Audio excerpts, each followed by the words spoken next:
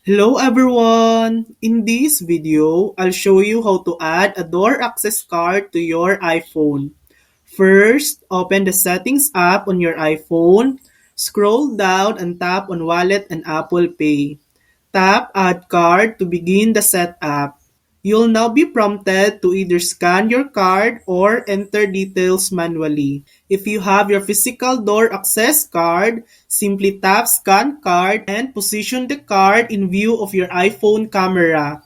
Once the scan is complete and the system confirms compatibility, your door access card will be added to your Apple Wallet. Note: not all door access systems are supported, so check with your building or card provider if you run into issues. And that's it. That's how to add a door access card to your iPhone. Thanks for watching. If this video helped you, please like and subscribe for more helpful tutorials.